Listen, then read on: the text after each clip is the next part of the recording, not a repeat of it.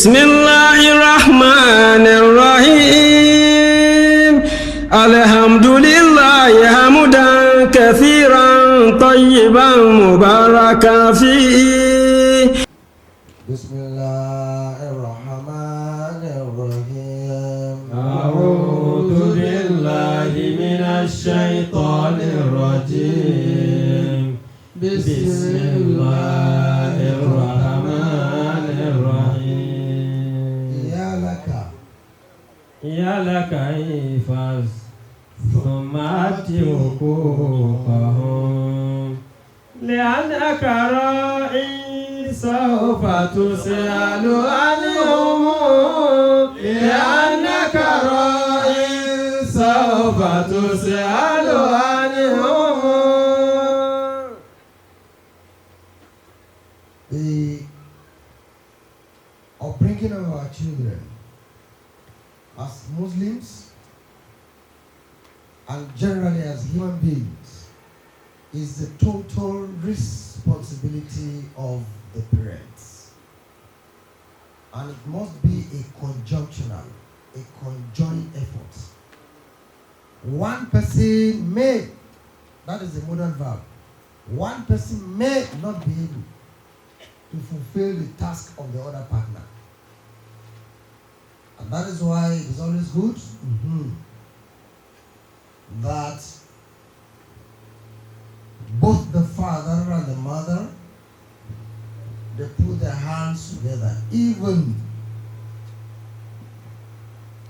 in a case or cases where there has been divorce. Every single person has his or her responsibilities to take charge of.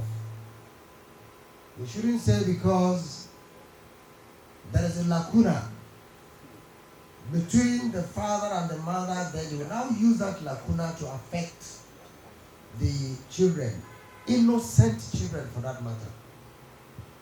If care is not taken, if we use it as a medium of fight me, I fight you, the children may never forgive us. You have to. That's all now. يا لك إيفاز ثم أتي حقوقهم لأنك راعي سوف تسأل عنهم لأنك راعي سوف تسأل عنهم. Therefore, every single parent must try within his or her capacity in making sure that the responsibility, the expected responsibilities are carried out. And Allah in His great mercies has within His own unquantifiable wisdom divided the responsibilities and the duties. No father in a normal history has ever breastfed his children. It has never happened. No father, except the artificial beings who they think they can change the architectural words of Allah, will now say men should be carrying pregnancy. So under normal circumstances, it is the mothers, the women, that will have to carry their pregnancies and deliver safely the pregnancies. This now tells us or moves us into another responsibility as we summarize during our intro. The hadith of the Prophet sallallahu alaihi wasallam and Abdullah ibn Umar. عن عبد الله بن عمرو بن عاص رضي الله عنهما أن النبي صلى الله عليه وسلم قال مروا أولادكم بالصلاة وهم أبناء 7 سنين واضربوهم عليها وهم أبناء 10 وفرقوا بينهم في المضاجع. From Abdullah, the son of Amr, بن عمرو بن عاص, then the son of Al-As, رضي الله عنهما May Allah be pleased with them both. أن النبي صلى الله عليه وسلم قال This hadith was gotten, was quoted, was collected from Prophet Muhammad. صلى الله عليه The وسلم Prophet who was quoted to have said, مروا أولادكم بالصلاة "Muru awladakum bis-salah." Compel, give instructions, strong one. Command your children about what? About the observation of the 5 daily, constant and regular prayers. وهم أبناء 7 سنين. This should be done when they are 7 years.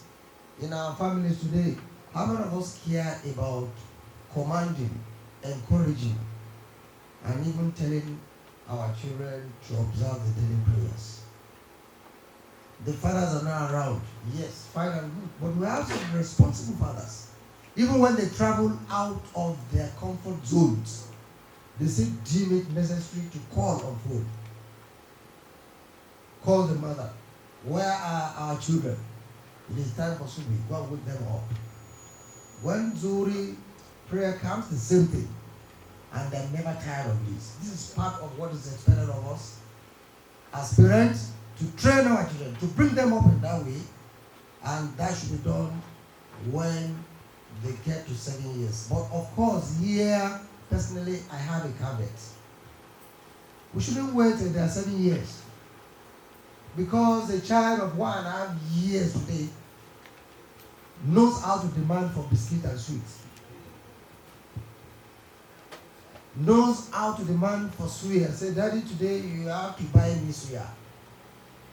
So for that, and when you take it through analogical deduction, Prophet Musa, when he was taken to Pharaoh's house at his infant age, and he was drawing the beard of Pharaoh, Pharaoh thought that the boy was mature enough for what he was doing, and he had the intention of slaying him, killing him.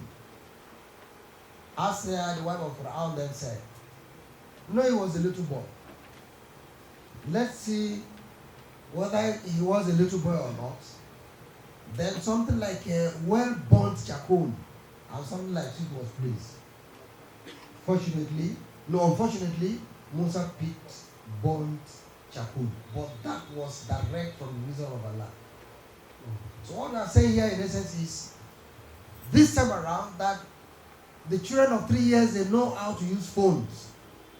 We will not need to wait till 7 years. 2, let me bring something in here. Some people who are alleging that Prophet Muhammad sallallahu alaihi wasallam married Aisha, the daughter of Abu Bakr, at the age of 6. No. It was only the conjugation that was made around 6 years. And the marriage was conducted later after. All said and done, the ages then cannot be compared with the ages that we have now. Therefore, we shouldn't wait as parents till 7 years.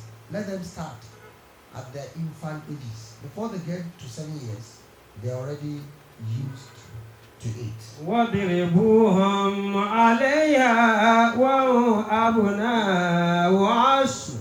Then, 7 years, 8 years, 9 years, and by 10, a child does not want to conform with these ethos in the glorious Quran, rehearsed by the parents. Then the Prophet said, "Wadribuhum." Then you can now thrash them. You can now flog them. That is to tell us how very, very important the issue of the 5 daily prayers is. How many of us have been doing this? What you know that is important to us is the payment of school fees. What is important to us is the food box.